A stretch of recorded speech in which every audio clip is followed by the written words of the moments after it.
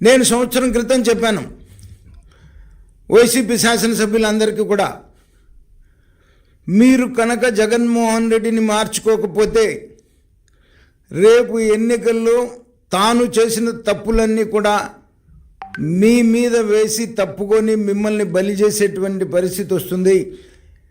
అందుకని మీరు as early as possible ముఖ్యమంత్రిని మార్చుకోండి అనేటువంటి మాట సంవత్సరం క్రితం చెప్పాను నేను. ఇవాళ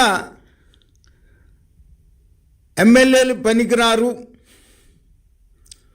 అని ఇక్కడ పనికిరాని చెత్తను తీసుకెళ్ళి ఇంకొక చోట పోసేటువంటి కార్యక్రమం. ఈ చెత్తను మాత్రం ఇంకొకళ్ళు మాత్రం ఎందుకు మోయాలి? ప్రజలంతా అమాయకులా? ప్రజలంతా మీరు చేసేటువంటి అరాచకాలని చూస్తూ ఊరుకొని బరాయించేటువంటి పరిస్థితిలో ప్రజలు ఉన్నారని మీరు భావిస్తున్నారా? లేకపోతే మీకు నెత్తికెక్కినటువంటి అహంకారం ఇంకా దిక్కుండా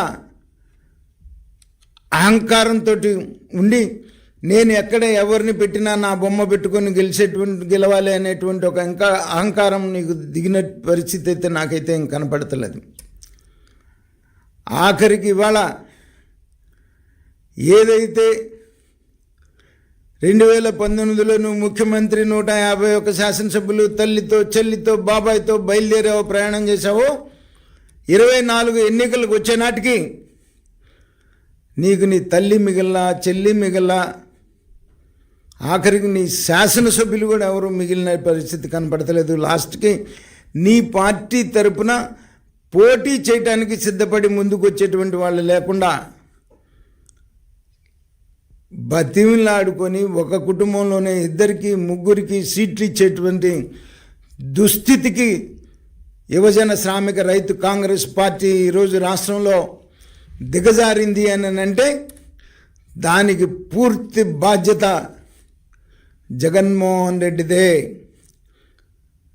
తాను యథా రాజా తథా ప్రజ, తాను ఏ రకంగా అయితే వచ్చినప్పటి నుంచి దోపిడీ మొదలుపెట్టారో తతిమా క్యాడర్ మొత్తం కూడా. నేను 3 సంవత్సరాల క్రితం ఒకసారి చెప్పా, బెంగళూరులో ఒక జర్నలిస్టు ఒక అతన్ని ఇంటర్వ్యూ చేసి రికార్డ్ చేసి నాకు వినిపించాడు, వైసీపీ నాయకుడిని. ఏంటయ్యా దాని సారాంశం అంటే, ఆయన అనంతపూర్ చిత్తూరు జిల్లాలో కర్ణాటక లిక్కర్ డోర్ డెలివరీ ఇస్తుంటాడు.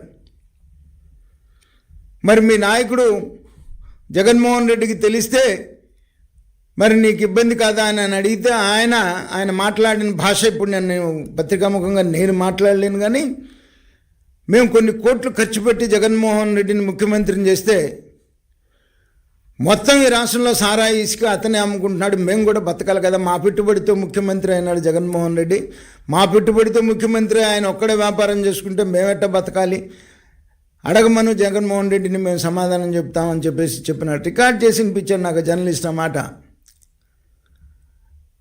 అదే రకంగా ఈ రోజున రాష్ట్రం మొత్తం మీద కూడా నువ్వు ఏ రకంగా అయితే దోచుకుంటున్నావో కింద ప్రజల మీద పడి నీ ముఠా దోచుకోవటం, ఆఖరికి నువ్వు నీ ముఠాని ప్రజలు తిరస్కరించేటువంటి సమయం దగ్గర పడింది. ఖచ్చితంగా మిమ్మల్ని ప్రజలు తీసుకుని వెళ్ళి కృష్ణా నదిలో కలుపుతారు.